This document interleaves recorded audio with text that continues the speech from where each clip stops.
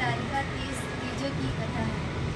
जिनके दिव्य केशों पर मंदार आँख के पुष्पों की माला शोभा देती है और जिन भगवान शंकर के मस्तक पर चंद्र और कंठ में मुंडों की माला पड़ी हुई है, जो माता पार्वती दिव्य वस्त्रों से तथा भगवान शंकर दिगंबर वेश धारण किए हैं, उन दोनों भवानी शंकर को नमस्कार करते हूँ।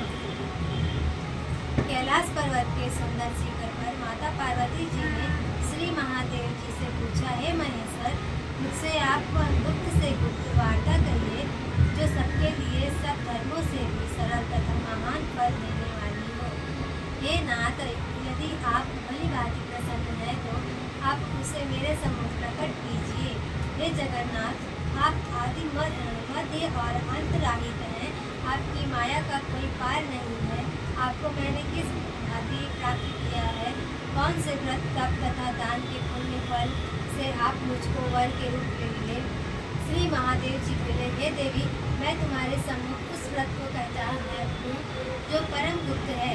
जैसे तारगणों में चंद्रमा और ग्रहों में सूर्य, वर्णों में ब्रह्मा, देवताओं में गंगा, पुराणों में महाभारत, वेदों में साम और इंद्रियों में मन श्रेष्ठ है, वैसे ही पुराण और वेद सब में इसका वर्णन आया है, जिसके प्रभाव से तुमको मेरा आधा आसन प्राप्त हुआ है।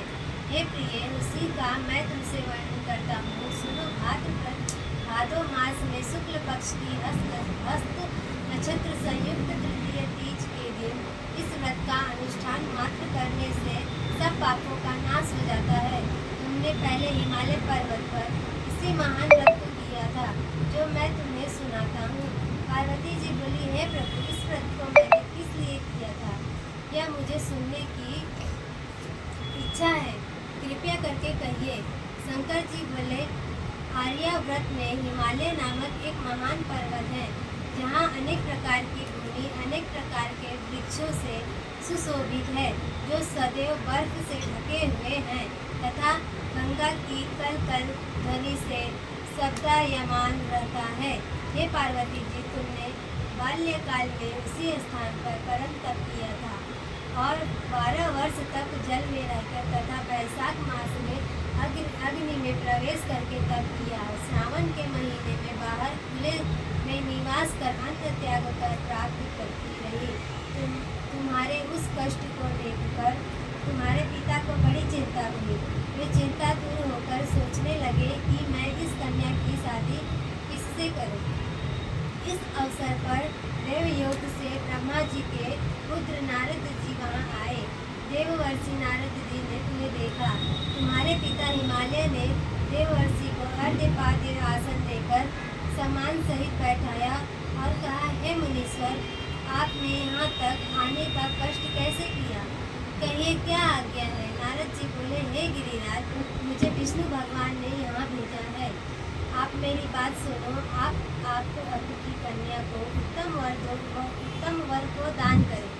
ब्रह्मा, इंद्र, शिव आदि देवताओं में विष्णु भगवान के समान कोई भी उत्तम नहीं है, इसलिए मेरे मत से आप आपकी कन्या का दान भगवान विष्णु को ही दें। हिमालय बोले, यदि भगवान वासुदेव स्वयं ही कन्या को ग्रहण करना चाहते हैं और इस कार्य के लिए ही आपका आगमन हुआ है, तो यह मेरे लिए गौरव की बात है। मैं अवश्य उन्हें ही दूंगा। हिमालय का यह आश्वासन सुनते ही देवर्षि नारद जी आकाश में अंतर्ध्यान हो गए और शंख, चक्र, गदा, पद्म एवं पीताम्बरधारी भगवान विष्णु के पास पहुँचे। नारद जी के हाथ जोड़कर भगवान विष्णु ने कहा, प्रभु, आपका विवाह कार्य निश्चित हो गया है। इधर हिमालय ने पार्वती जी से प्रसन्नता पूर्वक कहा, हे पुत्री, मैं तुमको गरुड़ ध्वज भगवान विष्णु को अर्पण कर दिया है। पिता के इन वाक्यों को सुनते ही पार्वती जी अपनी सहेली के घर गई और पृथ्वी पर गिरकर अत्यंत दुखित होकर विलाप करने लगी। उनको विलाप करते हुए देखकर सखी बोली, हे देवी, तुम किस कारण से दुखी हो, मुझे ही बताओ, मैं अवश्य ही तुम्हारी इच्छा